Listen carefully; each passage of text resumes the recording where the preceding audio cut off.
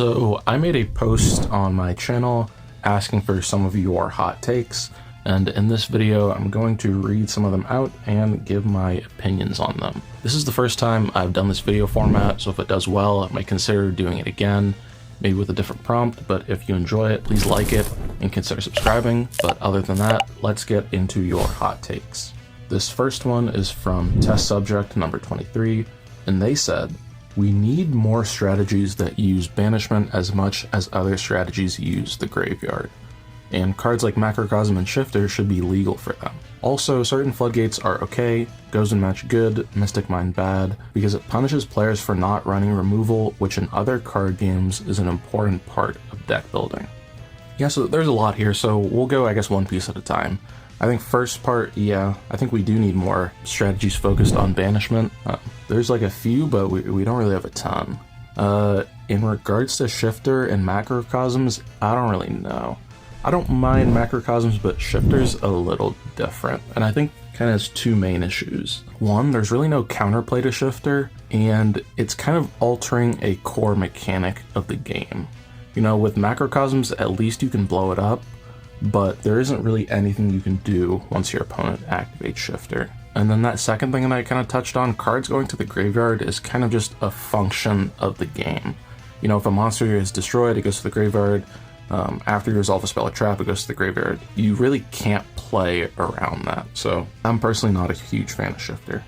If it only banished your cards, I guess that'd be okay, because it advances your gameplay without floodgating your opponent.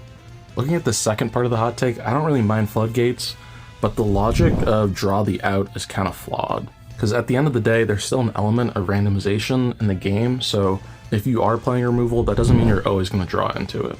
And losing because you don't draw into it isn't very fun. And additionally, if you have to play, you know, 10 to 15 removal cards to make sure you see it, we have to kind of ask ourselves, at what point is the flood game warping deck building in the metagame too much? But overall, I don't really mind floodgates. I think they're in a good place right now, being limited. I think this is a really good hot take.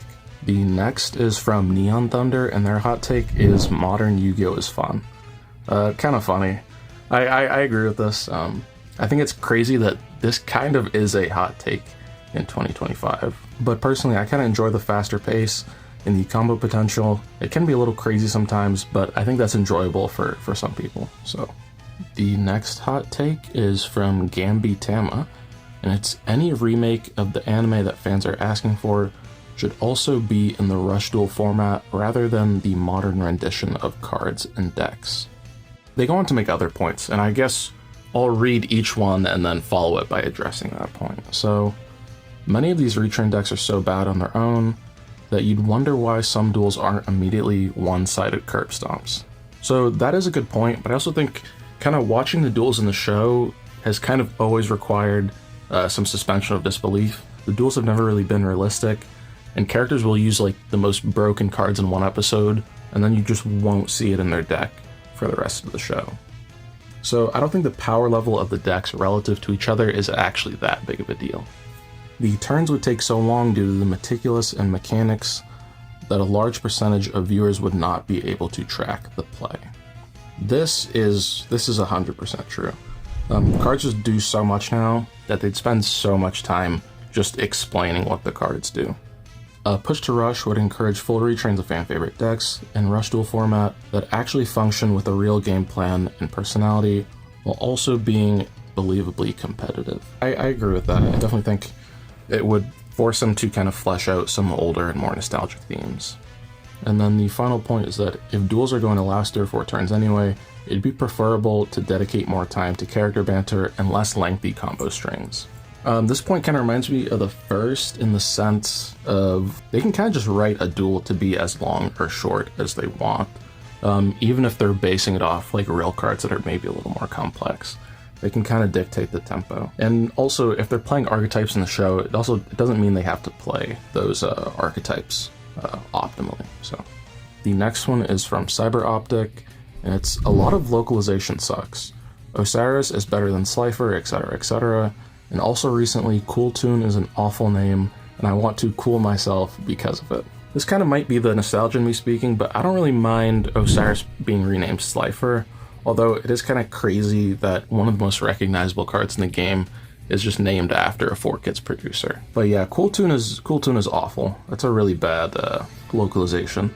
And it doesn't even make sense anymore because Cool Tune isn't like a term people use as opposed to Killer Tune. This is from Mr. X, and they say mid school, aka Zexal, Arc 5, and Vrains era is better than old school, DM, GX, and 5Ds. I don't know if I would agree with that necessarily, but I think the Arc 5 era is actually very underrated, particularly about metal foes up until the 2017 NAWCQ. Just looking back in that period, of course we had metal foes, but we also had Paleozoic, Infernoid. DDD was really good for that one weekend. I honestly didn't mind Zodiac that much. We also had things like Wind Witch, Invoked, True Draco, Dinos, That Grass Looks Greener, Fairytale Snow. And then the particular moment I remember is Battle of Legend Light's Revenge, which reprinted Minerva, the prize card, which made Light Sworn Zombie very viable. And I think this is probably the last era where you could get away with running no hand traps. I think Ogre came out during this period or just before. Remember Ash came out in Maximum Crisis. I think we had Ghost Reaper as well, and we'd already had like Effect Veiler, and Maxx C was limited at the time. So people were playing hand traps at the time, but you didn't have to. Or at least you didn't have to play them in large quantities. Yeah, but in general, I don't know if I can say it's better than old school, but I think it's better than a lot of people give it credit for. The next one is from Honest Mid Smasher, and it's generic cards are good for the game, including Barone and Savage, which are singular pieces of interaction, but not Appaloosa, which can put up multiples on its own. But yeah, I agree with this. I think generic cards are good.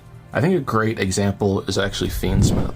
I know everyone's tired of it, but I feel like it gave a lot of decks an extra push into that rogue or tier 2 contention. I think about stuff like Orcust or Gem Knight or even Magical Musketeer, which ended up in the finals of a YCS paired with Fiendsmith. So I think it's really important that it can elevate kind of those slightly weaker decks. And on the topic of the extra deck monsters, I think Borload is alright, because at least with Savage, you do need a Link monster in the grave, which isn't hard, but it's at least something that you have to do to get that negate. And Savage has to equip that monster before you get the negates, so there is kind of a window of opportunity for your opponent to interact with you, whether that's something like Veiler or Impermanence or even Ghost Ogre. And then I think Barone is a little different. I think with it being level 10, it was supposed to make it harder to summon, but it kind of just wasn't. I think maybe I would have liked to have seen something like 1 tuner plus 2 or more non-tuners. Just that way, it's still a negate and it's still generic, but you kind of have to invest like an extra resource into making it. And then you're on the money with Appaloosa. I think Appaloosa is kind of terrible. But I think part of the problem with all of these cards is kind of just that they existed during the same time. I feel like if we had just had Savage or if we had just had Barone, I think it would have been a lot more tolerable. Next one from Richard is about Maxx C. He's saying, Maxx C is a necessary evil to limit wombo combo decks, should be at 3 in the TCG. I'd personally errata the fact that you go neutral if you chain it to a special summon. Make it go neg if you stop special summoning and it will be balanced. Maxx C is a pretty controversial card, and I kind of have to disagree with this one. I think wombo combo does need to be put in check, but I don't think Maxx C can do that or does really do that. I don't play the OCG, but in the meta reports, they're still playing crazy combo decks and Maxx C is still legal. And you can apply like the same logic to Master Duel as well. I know Master Duel isn't best of 3, so there's kind of another element that could be affecting that, but I don't think Maxx C is really stopping like huge combo decks in either format. Also, touching on the Mulch armies, they're not really perfect, but they do address a major problem with Maxx C, which is that you can go first, do your whole combo, and then drop Maxx C on your opponent's turn, which is just ridiculous. And then the other thing with Maxx C is that there's also just a lot of combo decks that special summon a lot, but don't really do anything. They don't make crazy boards or generate much advantage. And Maxx C's kind of checking those decks when they don't really need to be checked. I think one of the best examples of that is Salamangreat. Their boards usually don't amount to much, but they do have to special summon a lot. Like their end board will usually be it'll be like Raging Phoenix, Promethean Princess in Graveyard, Balings in Graveyard, and then maybe one of their trap cards set. And Maxx C is really punishing those decks too. The last hot take is from Rocky Ice, and they said Dragon Duels are better than YCS winners. I don't know if I can say I agree with this, but I do understand the logic.